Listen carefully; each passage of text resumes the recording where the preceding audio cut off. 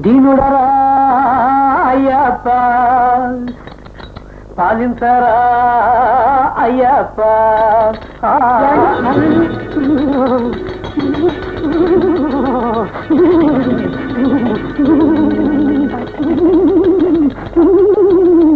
కొంచెం మంచినీళ్ళు కావాలి. అయ్యప్ప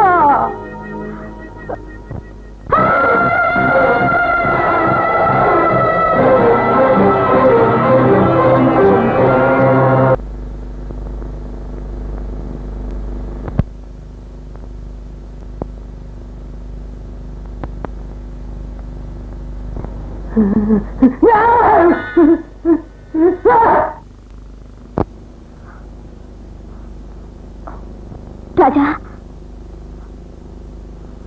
రాజా రాజా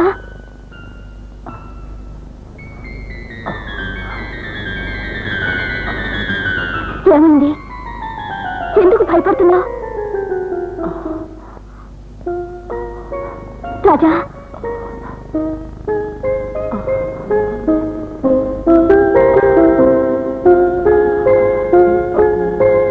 రాజా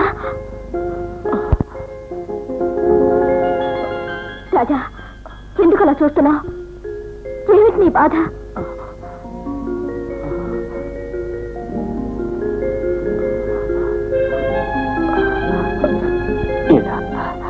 ఏం జరిగింది? ఏమిటో నాకు చెప్పవా? ఎందుకు నీకు ఈ భయం? నేను నీదానే కదా. రాజా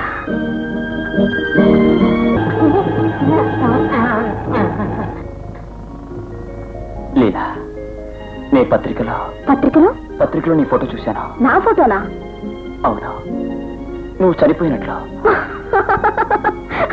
రాజా నువ్వు చూసింది మా అమ్మ ఫోటో అయ్యి ఉండొచ్చు. మీ అమ్మదా?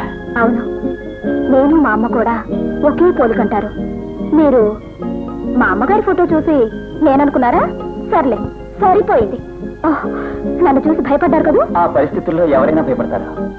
దానికి కానీ మీ అమ్మగారు వారిని ఎంతకాలమైంది? 10 సంవత్సరాలు. నాకు సరిగ్గా జ్ఞాపకం లేదు. అన్నీ ఉన్నా నేను నిర్భాగ్యురాలు. నువ్వు నేనుండగా అనొచ్చా? అనను. నేను ఈ లోకంలో అందరికంటే మహా అదృష్టవంతురాల్ని. రాజా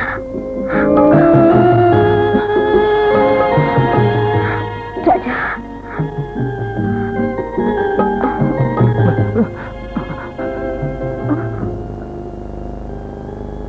సతీష్ ఎట్రా? నువ్వేం భయపడకరా, ఇది నాలీలే. ఆ ఫోటో మొదటి పేపర్లో చూసి నాకు చెప్పింది వీడే. రే, మనం చూసింది వీళ్ళ అమ్మగారి ఫోటో అంటోంది. ఏంటి, ఇది నిజమేనటావా? ముమ్మాటికి నిజం. నేను ఒకసారి గిల్లితోండా? వద్దు, అలా గిల్లి చూసే అవసరం లేదులే, అవన్నీ నేను చూశాను.